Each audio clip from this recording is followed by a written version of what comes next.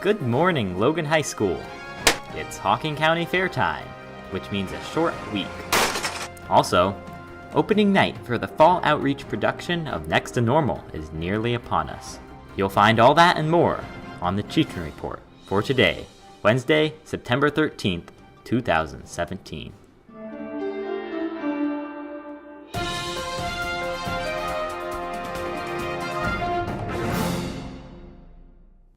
Hello everybody, I'm Danielle Green. And I'm Nicholas Kudlapur. We'll get to all those stories and more after these announcements. Beyond the Bell starts this coming Monday, September 18th. For those who don't know, Beyond the Bell is an after-school program where you can join clubs, receive tutoring, and eat. It's free of charge, but if you want to attend, you'll need to fill out a registration form found in the guidance office. Sign-in occurs right after the dismissal bell in the cafeteria. Interim grades for the first quarter will be posted on Infinite Campus on Wednesday, September 20th. So students, make sure to get all your grades up to date by then and turn in all missing work. This year, daily announcements are sent to every student's email. So if you haven't been checking those, make sure you start. According to Mr. Strauss in the tech department, only about a third of the student body has been regularly checking the news. It only takes a few moments, and there's often important updates. At the very least, there are links to check the cafeteria menu and the sports schedules, which is pretty neat. Tickets for the Next to Normal are on sale in the athletic office. Tickets are $10 for adults and $6 for students.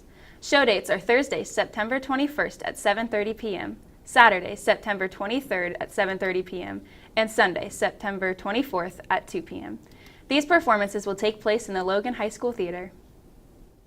If you haven't turned in your emergency medical form yet, make sure you do that. This coming Monday, the 18th, is the deadline. If you don't get it turned in by then, you are at risk of being sent home with an unexcused absence. If you need an extra, they are available in the attendance office. These medical forms aren't unique to our school. They are a state law.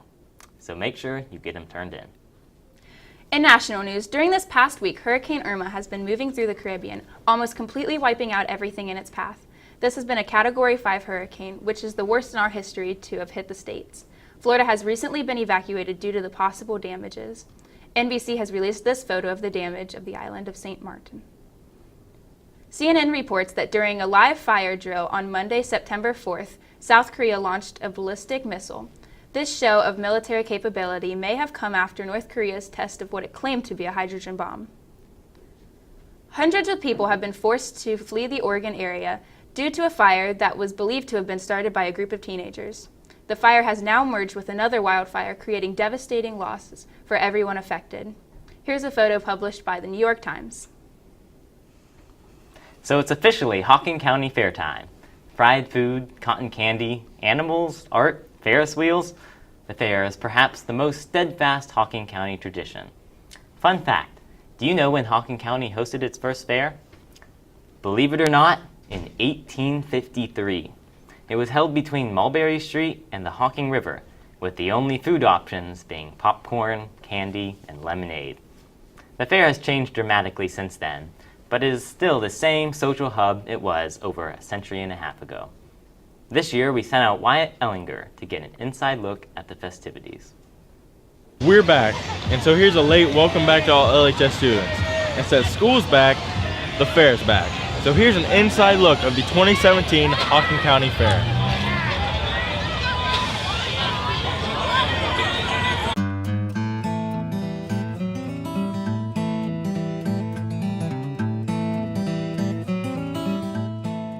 What do you enjoy most about the fair? I would have to say food.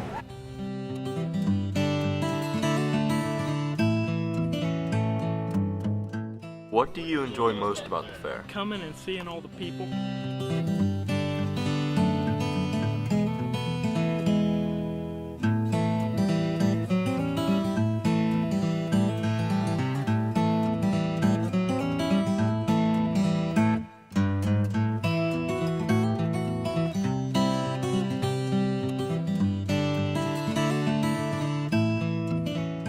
What do you enjoy most about the fair?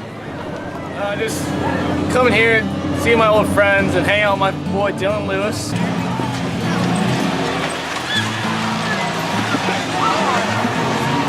If there was one thing you would change about the fair this year, what would it be? Having more rides.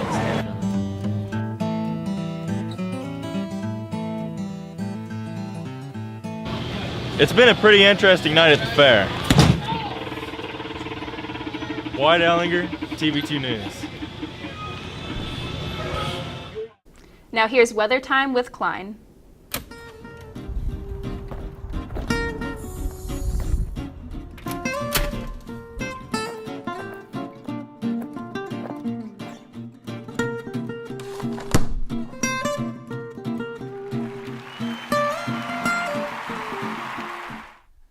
Hello ladies and gentlemen, I'm your meteorologist Klein Lehman. Now let's get into the weather. Today will be mostly cloudy with a high of 73 and a low of 55, with a record high of 96 and a low of 49. Tomorrow on Thursday will be a sunny day with a high of 74 and a low of 53. Friday is going to be a partly cloudy day with a high of 77 and a low of 54. This weekend will be mostly sunny and relatively warm with a high of 80 and a low of 57 on Saturday and a high of 81 and a low of 57 as well on Sunday. What did the tornado say to the car? You want to go for a spin? Klein Lehman, TV2 Weather. Now here's your weekly sports with Joey Newton and Carter Hodson.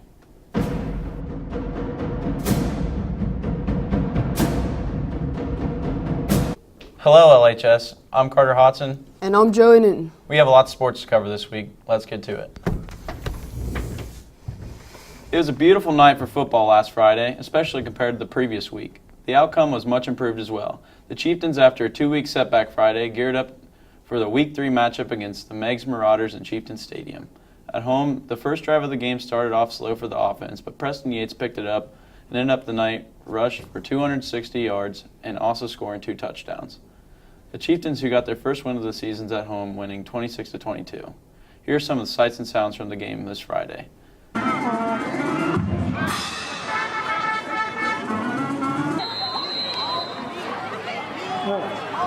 Timeout. Migs, their second of the half.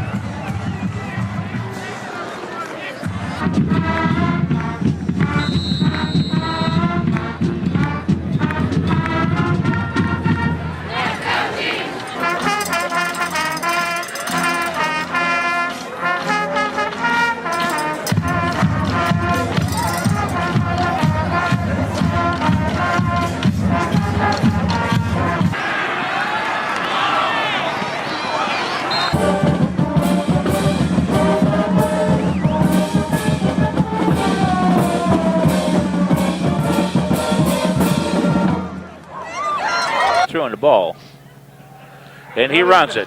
Oh, fumble!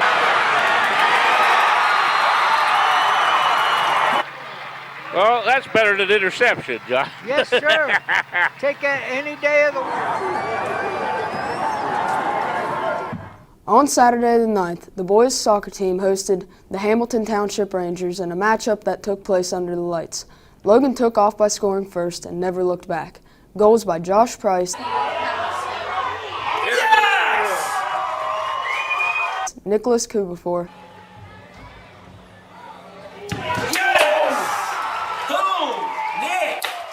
and Leighton Cassidy.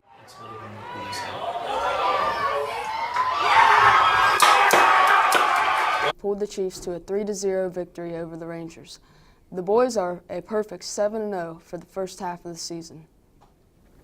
Believe it or not, last Wednesday was senior night for the boys' cross-country teams.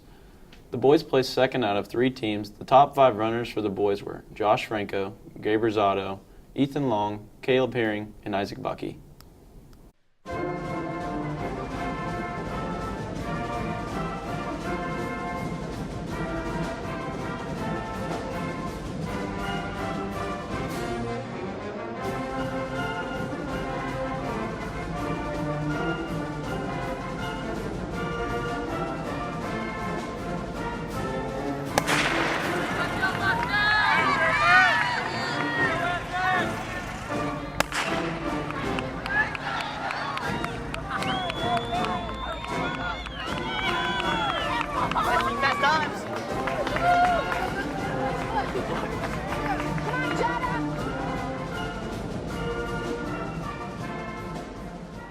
girls' soccer team played Zanesville on Saturday to start up the soccer tailgate. The Lady Chiefs played their hearts out, but just couldn't come through with a goal. Both teams fought hard, but at the end, the scores were still even. The match ended in a 0-0 draw. On Thursday, September 7th, the Lady Chiefs volleyball team took on the Warren Warriors in Jim Myers Gymnasium. The Lady Chiefs took it to the Warriors, winning the first two games after a bit of a little setback in the third game. The Chieftains rallied and brought home the victory 3-1. The girls' tennis team took to the courts Saturday for a home match, facing off against the Blue Devils of Zanesville. The Lady Chiefs beat the Blue Devils 5-0. Winning for the Lady Chiefs in singles, Rachel Vogt and Ruth Singh. In doubles, it was Samantha Mustard and Amber Bryant. The boys' golf team took on the Sheridan Generals at the Hocking Hills Golf Club. The Chiefs lost the match 200-152. The low score for Logan, Justin Vaught, shot a score of 40. On a side note, someone did shoot a hole-in-one on the hole number 12 on a par 3. Unfortunately, it was a Sheridan golfer. Good luck next time, Duffers. That's all the sports we have this week. I'm Carter Hodson. And I'm Joe Newton.